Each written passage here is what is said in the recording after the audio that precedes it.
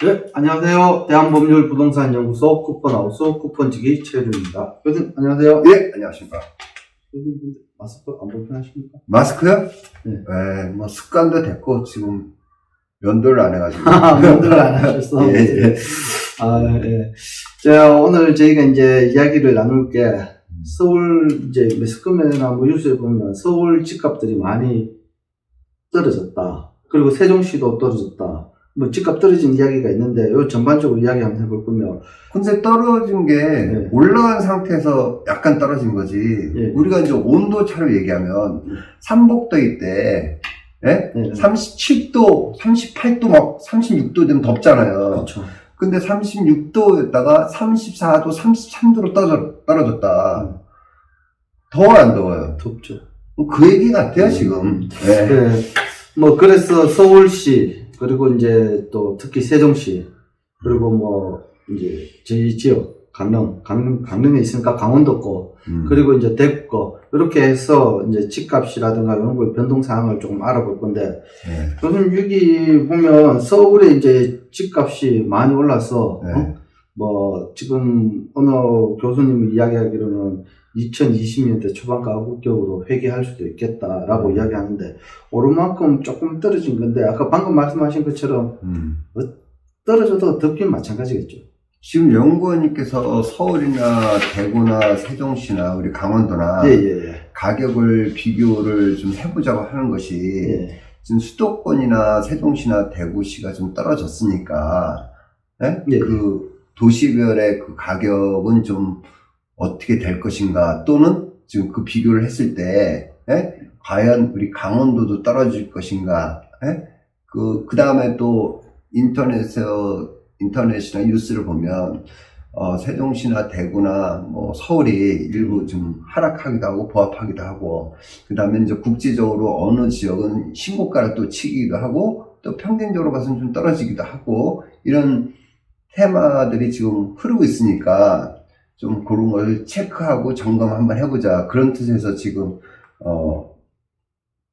우리가 지금 유튜브를 찍고 있는 것 같아요. 그죠? 네, 맞습니다. 그런 뜻에서 지금 그렇게 물어보는 거 아닙니까? 네, 그런 뜻인데, 네. 여기 이제, 저희가 이제 강원도에 살다 보니까 강원도 현황도 좀 알아야 되고, 이제, 우리 수도권에 이제 모든 것들이 이제 나중에 이제 온도차를 두고 저희한테 오지 않습니까? 그래서 이제 수도권, 서울 기준으로 해서 좀 집값이 어떤지 변동상을 좀 알아보고, 그리고 이제 특히 요즘 제일 많이 올랐던 세종시, 그리고 대구에는 또 미분양 물량이 많으니까 그건 좀 어떻게 되는지 뭐 이런 것을 좀 알아보려고 하는데 저희가 이제 2017년 5월에 서울 아파트 평당 이제 가격이 2,061만 원 했습니다. 2,061만 평당 가격인데 4년 반이 지난 현재 평당 2,248만 원 오른 지금은 4,309만 원이 납니다. 이렇게 한 109%가 올랐다고 하는데 4년 반 만에 이건 30평대 아파트가 이제 6억 2천만 원 하던 게 12억 9천만으로 약 6억 7천만 원 올랐다는 그런 내용인데 2배 됐네 2배. 네, 2배인데 뭐 엄격히 따지면 뭐 2배인데 2배 조금 더 올랐다고 봐야 되겠죠. 지금 뭐 대한민국 사람 서울의 집값이 2배 뛰었다. 2배 내지 또 2.5배 막 이렇게 뛰었다. 뭐 신축 아파트일수록 뭐 3배도 뛰었다. 그 요즘 대한민국 사람 다 알지 않습니까? 사는데. 맞습니다. 지금의 연구원님께서 지금 그 서울과 세종시 또 대구, 강원도를 한번 비교해보자는 게 이런 것 같아요. 우리가 부동산을 가격을 감정을 할 때 비교 감정이라는 게 있고 원가 감정이라는 게 있고 수익 감정이라는 게 있어요. 그 감정을 비교 감정이라는 것은 아파트나 이제 그 동일 이제 부동산에 대해서 비교를 해서 가격을 평가하는 겁니다. 근데 지금의 이제 서울과 세종시와 대구, 강원도를 사실 비교를 하기는 좀 언밸런스하다. 그래도 우리가 건축을 할 때 건축비 대한민국의 건축비 평균이라는 게 있잖아요. 그리고 또 수요가 또 있잖아요. 그럼 내가 좀 아까 말씀드린 것처럼 비교 감정, 원가 감정, 수익 감정이 있다. 그러면 비교 감정이라는 거 그 같은 지역에 그 비교를 하는 거고, 그 다음에 원가 감정이라는 것은 이제 건축비를 얘기하겠죠. 그러면 서울이나 강원도나 그 건축하는 비용은 똑같습니다. 단지 이제 땅값이 틀린 거지. 맞습니다. 근데 이제 수익 감정을 거기다 첨부를 한다면, 그 지역의 이제 경제성이나, 그 다음에 그 지역의 소득 대비 PIR, 이런 것들 이제 수익 감정을 볼 수 있겠죠.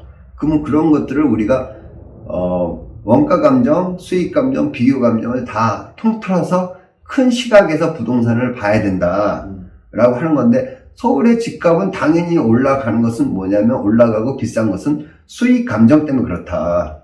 그렇잖아요? 맞습니다. 근데 이제 원가 감정은 건축비가 똑같으니, 그렇죠. 그거는 같을 수밖에 없다. 이제 맞습니다. 그런 측면을 가지고 우리가, 우선 생각을 해야 되지 않나. 이런 판단에서, 우리가, 부동산을 봐야 될 것 같습니다. 맞습니다. 예.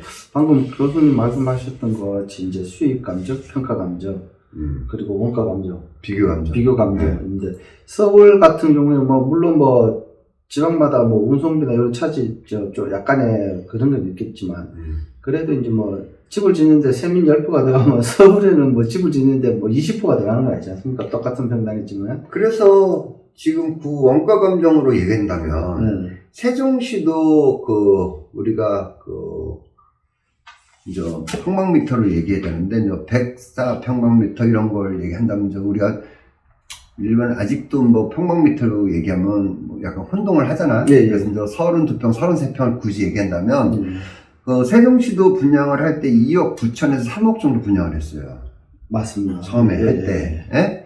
근데 이제 우리 강원도도 2억 9천 3억에 이제 분양을 하다가 분양가 인플레이션이 되고 이제 올라갔단 말이에요. 예. 그러면 강원도도 3년 전, 2년 전에 분양한 거는 2억 9천에 분양했고, 세종시도 그때 2017년도에 분양한 것도 2억 9천에 분양을 했어요. 예. 그럼 원가 감정은 똑같다 보는 건데, 세종시 같은 경우는 가격이 2억 9천에 분양한 것이 지금 8억이 넘어갔어요.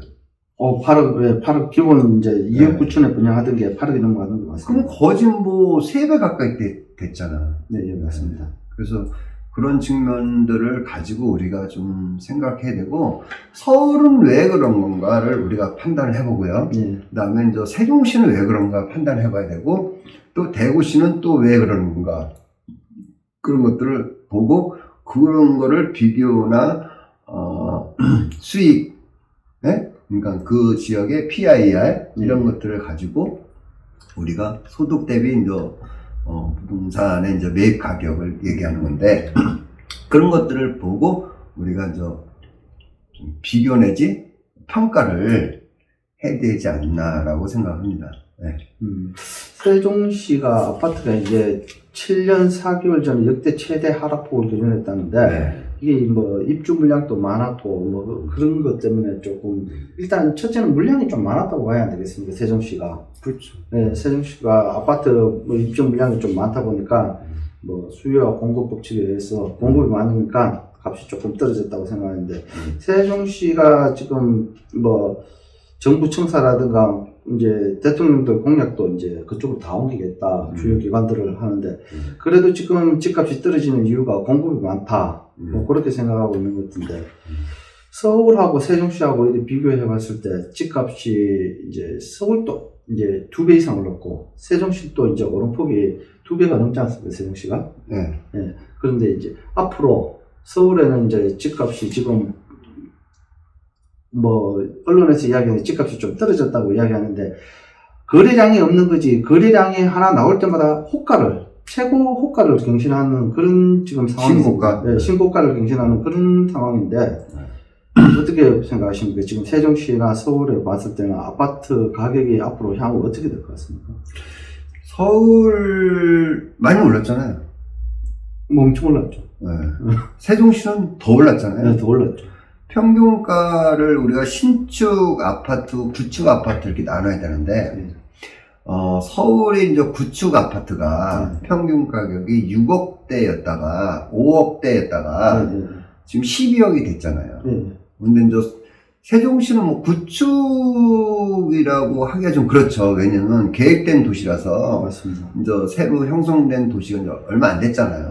근데 이제 그걸 비교할 때 이제 신축 아파트를 분양을 할 때 2억 9천 분양했던 게 지금 8억이 넘어가잖아요. 음. 그러면 3배야. 맞습니다. 그러다 보니까 서울 가격보다 더 올랐다. 네, 네. 서울도 올라가서 좀 떨어져야 되지 않냐 생각이 들고, 세종시는 서울시보다 더 올랐다. 맞습니다. 세종시. 네.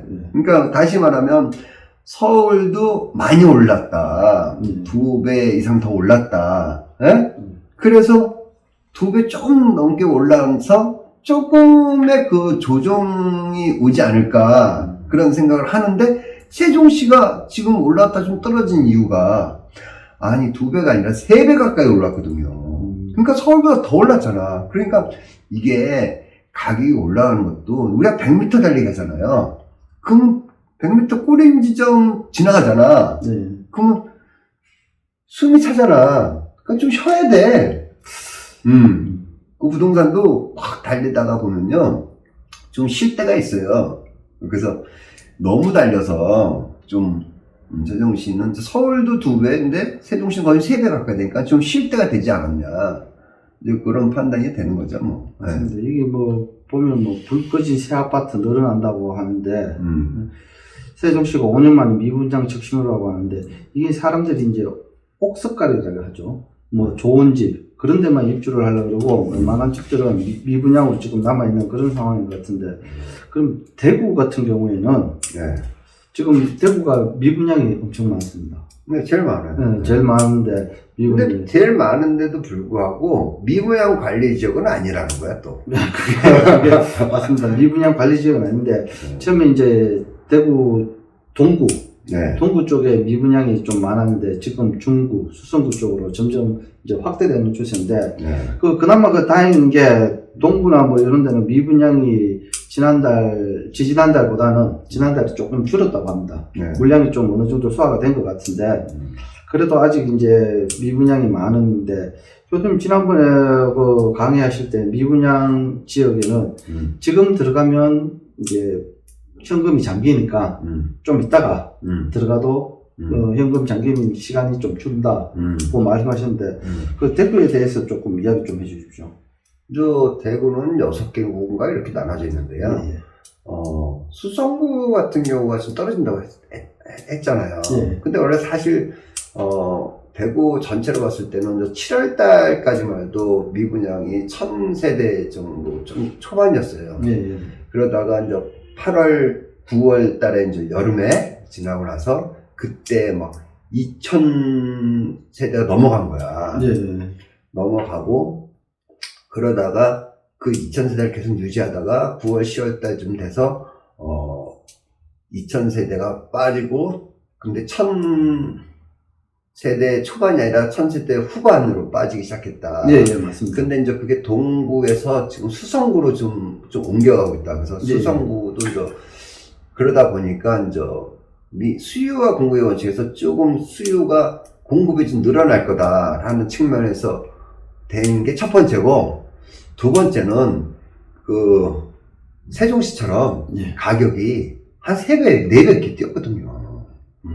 그러니까 쉽게 얘기하면 세종시 같은 경우는 미분양보다는 가격이 너무 폭등했다. 그 폭등했던 건 뭐냐면 저번에 그 폭등할 때 뭐 행정기관을 전부 다 옮기겠다, 그런 얘기가 있는 바람에 폭등했었거든요. 그러니까 가격이 그 영향으로 폭등을 한 거야. 그런 호재로 인해서. 그래서 미분양보다는 세종시는 가격이 너무 올랐기 때문에 조금 가라앉는 거고, 그 다음에 그 대구시 같은 경우는 그 대구의 그 공급도 많으면서 동구에서 수성구로 옮겨가면서 수요 공급에서 수요 공급이 좀 많을 거다라는 그런 예측과 함께 또 가격도 올랐단 말이야. 맞습니다. 그러니까 그런 영향을 좀 받는 거 아닌가 생각을 합니다. 이게 전반적으로 봤을 때는 이제 정부 뭐 대출 규제라든가 이런 것 때문에 실수요자들 이외에는 이제 집을 살 수 있는 엄두가 안 생기지 않습니까? 그렇죠. 거기다가 이제 아까 얘기한 대로 이제 세종시 너무 많이 올랐고, 대구 같은 경우는 그 미분양이 조금 뭐 한 2000세대 이렇게 되다 보니까 그렇게 된 상황에서 또 가격도 많이 올랐고, 또 세 번째는 지금의 또 대출 규제를 한다고 하니까 그것까지 한 세 가지 요소가 대구의 가격을 좀 내리지 않았나.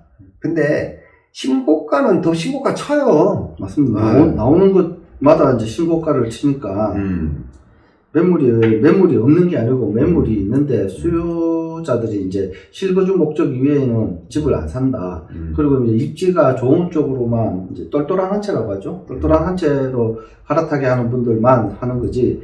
그리고 대출 규제가 심하다 보니까 그런 것들이 입주 물량들이 소화를 좀 못하고 있는 그런 상황 같습니다. 어디든지 변들에다 집 줘놓으면 안 팔려요. 그리고 제가 아까 점심 먹을 때 제가 말했어요. 그 부동산 보급률 숫자가 중요한 게 아니라 맞습니다. 지금 현재는 뭐가 중요하다고 그랬어요, 제가. 주택 보급률은 결코 그 수치상의 이야기지. 지금 중요한 거는 입지나 위치, 좋은 쪽, 신규 아파트, 그런 인프라가 다 되는 쪽으로 사람들이 원하니까, 아까 말씀하셨던 것처럼 이건 좀 다른 이야기인데, 빈집이 많다. 빈집이 많은 이유가, 아니, 돈 조금만 더 주면 좋은 데로 가는데, 굳이 그런, 인프라가 안 돼가 있고, 그런 쪽에 살 이유가 없다는 거죠, 사람들이. 이제